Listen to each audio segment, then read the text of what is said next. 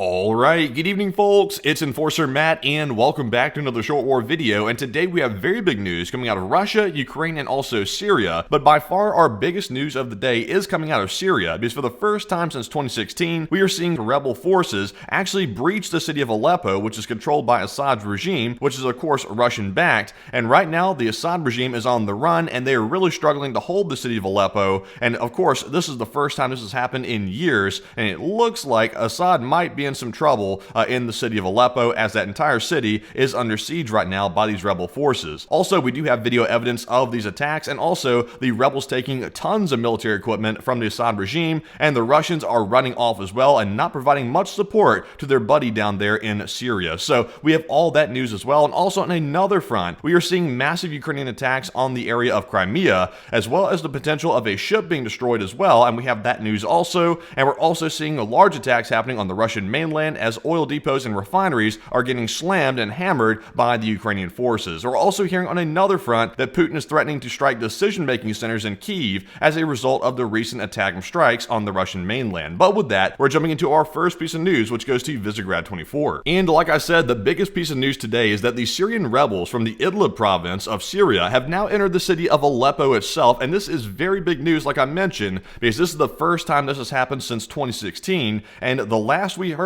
the pro-Assad forces had control of the city of Aleppo, but now that is changing very rapidly, and once again, the Russians are not even helping out their buddy right now to defend the city. The Russians are running off and blaming the Syrian forces for letting the city get taken by these rebels. So jumping into our next post here, we actually have a battle map showing you exactly what the situation is on the ground. So just a quick overview of the map right here. Down here in the bottom left corner, you can actually see this is the area of Idlib down here, which is where the rebels are from, and you can see right down here, this is that area where the blue marker is right down here, and it looks like the rebels made a path all the way up through this little red line here into Kafir Aleppo. They took that area as well and many other villages along the way, and then made their way all the way up here to western Aleppo, and this is where they've begun their line of confrontation here, and this is where it's begun. But first of all, let's take a look at our footage from Kafir Aleppo to show you exactly what we're looking at here. So as you can see from Visegrad 24, the Syrian rebels from Idlib have taken Kafir Aleppo, and that is confirmed to have been taken from Assad's forces. So that is a done deal when it comes to taking that area. So moving up here to our line of confrontation where the fighting is currently taking place,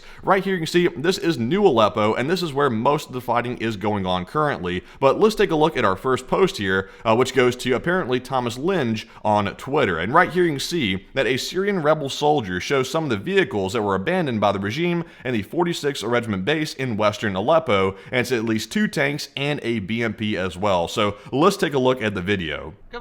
So right here in the background, the guy's actually talking about the tanks. I'm going to go ahead and mute him, by the way. He's talking about the tanks and the BMPs, which were just left behind by Assad's forces. And once again, some of this equipment was actually donated by Putin to Assad, because once again, Assad is Putin's buddy in the Middle East, and he's also committed many atrocities as well himself. But as you can see, this rebel here is talking about all the equipment they've taken, and that is not the only pieces of equipment they've taken. They've taken also supply bases and other places as well, which contain a ton of ammunition and equipment, which these rebels will use against the Assad regime in the future. But with that, we're jumping into our next post here, and this one's actually going to show us the Bashar al-Assad statue being taken. And of course, this is a statue of the brother of Bashar al-Assad, and this is his brother's statue, which was erected a while back, actually, to honor his dead brother. He died in a car accident, I believe. And right here you can see that the rebels are seen lowering the Syrian flag at the statue of President al-Assad's dead brother, Basil, near the Syrian military intelligence headquarters near New Aleppo, following reports earlier today of its capture. So let's take a look at this video and see the rebel forces taking the flags down.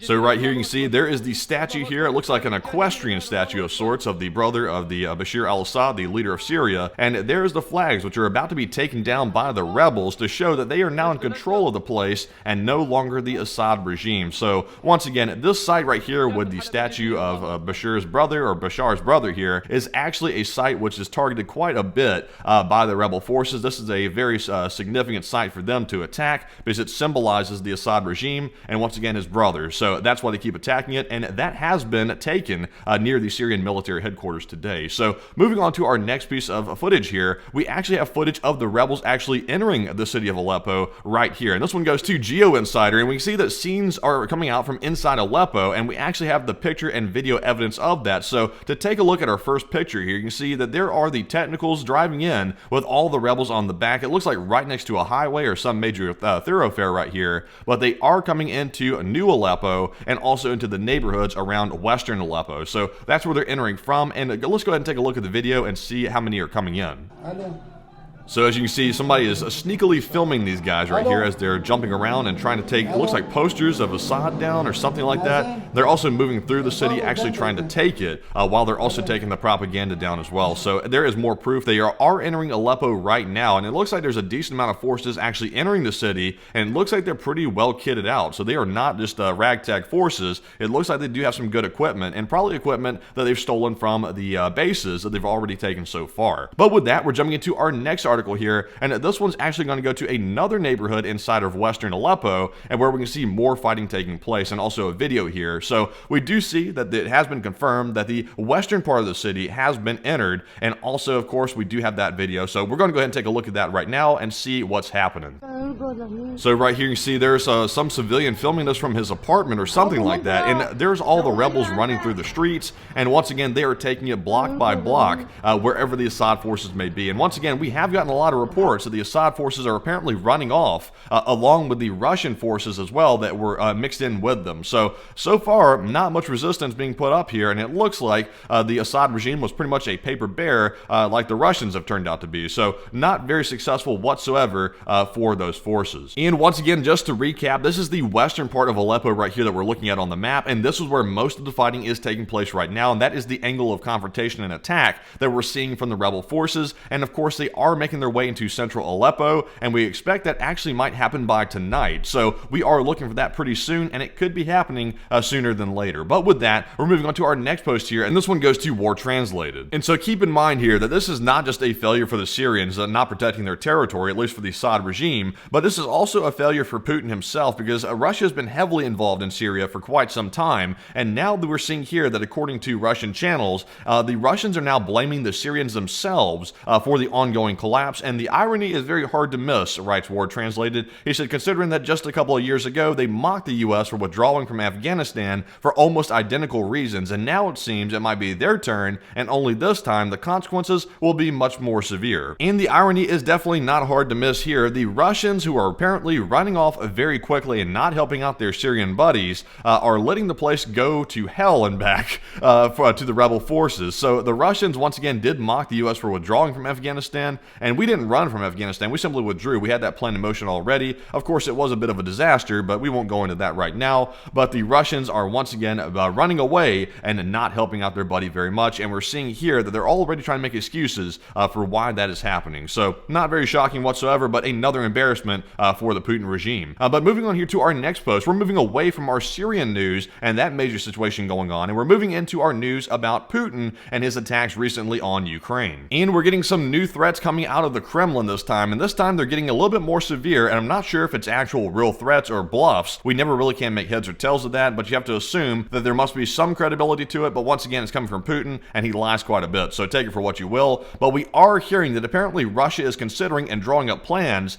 to target decision-making centers in Kiev, meaning the government buildings, and it's not sure what munition they would use to do that. Presumably maybe an IRBM missile, but I'm not really sure. But in the same sentence, Putin did mention that Russia has several Orishnik missiles, which are those IRBMs. They're ready for use, and they've begun serial production of that missile. And also Russia produces 10 times more missiles than all NATO countries and will increase production by a quarter. So not only is he threatening Kiev here to strike their government buildings, he's also threatening NATO and the West as well in the same sentence. So once again, Putin is getting very desperate. It's really coming out in his tone here and also what he's saying, and this is more proof of it. He's getting very desperate and starting to lob the threats on a regular basis. So we'll have to keep an eye on that. But anyways, moving on to our next post here, this one goes to the Kiev Post. And while Putin was over there yapping about targeting more civilians, we also got word here that apparently Ukraine was actually taking some action against Russia, and we saw explosions in Russian-occupied Crimea at this hour, and this was of course at 4:53 a.m. today.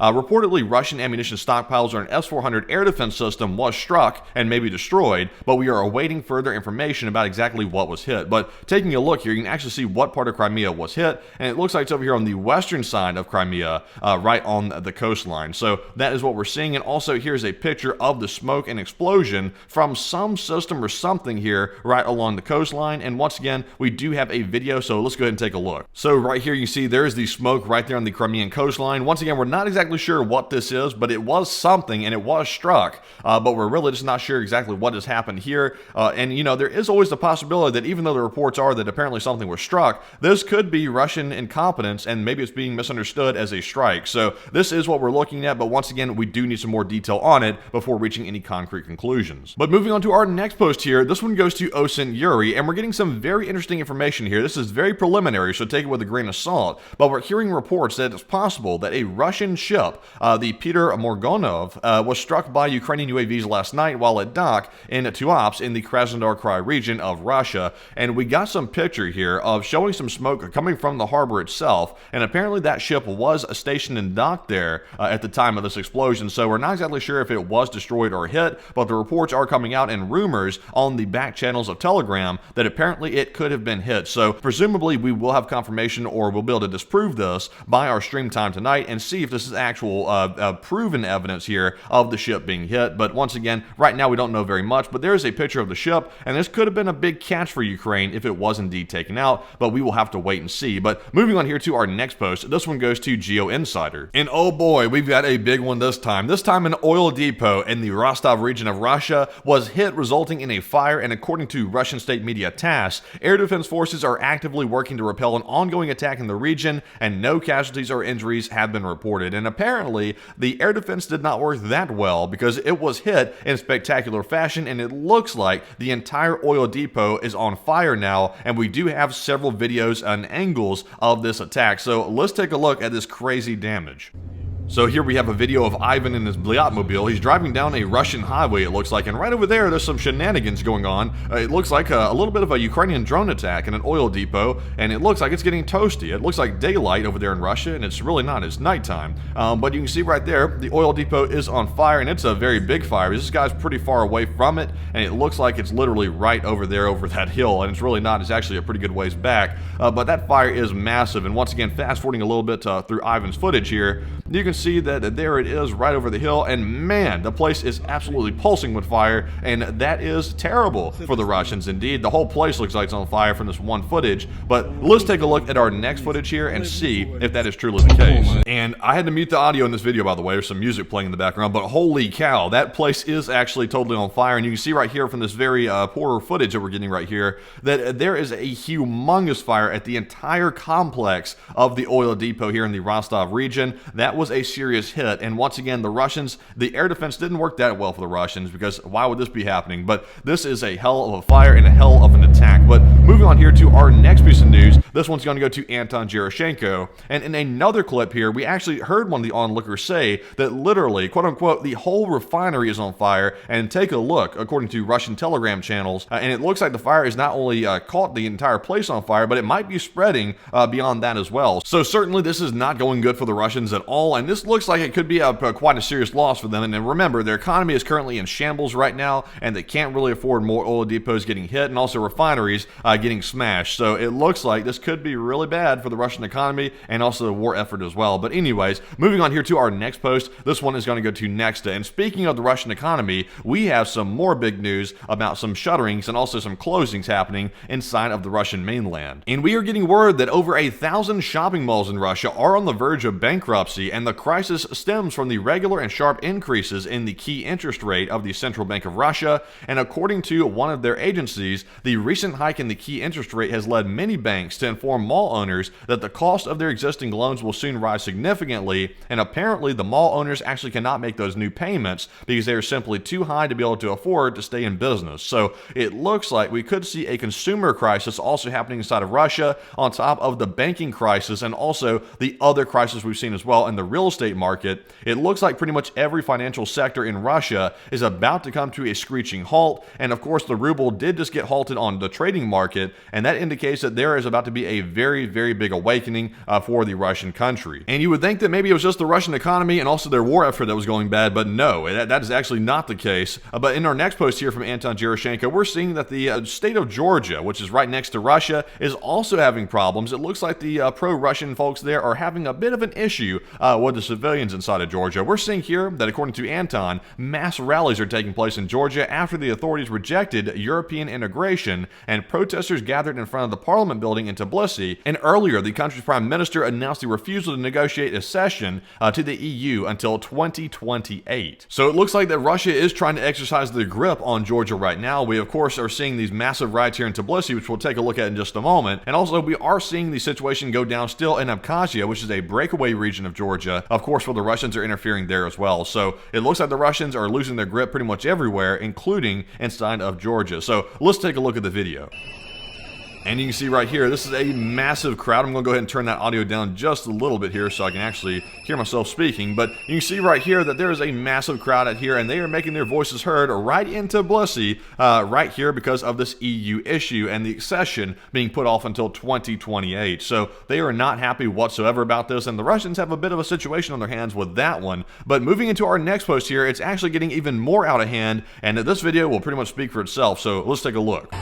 And right here you see that the water cannons and apparently the lasers have been brought out. It looks like the police are pushing the protesters back, or they're calling them rioters, and it looks like they've got the huge skunk truck out here shooting water at the people. So they have their riot shields out. It looks like they've got some flags in the mix, and they're also grabbing a few people up and trying to arrest them in the process. So it's chaos right now in Tbilisi and in Georgia, and this situation is about to get worse. Like, we've been saying that actually for weeks now, but of course it is a slow process, but it is going to get worse over time as these people start getting more and more anxious about the Russians trying to take control of their country once again. So this is not good whatsoever, and it looks like Putin has several crises that he's dealing with right now that he will have to address sometime, but it looks like they're mounting up and piling up pretty quick, and that might be a bit of a challenge. But nonetheless, folks, that is actually our last piece of news for the day. So if you found today's video informative, please press the like button, and also subscribe to the channel as well for more daily war updates just like this one. And of course, our news today was a little bit different, because typically we do not cover Syrian news, but considering the fact this is a very historical event happening right now in Syria, the first time since 2016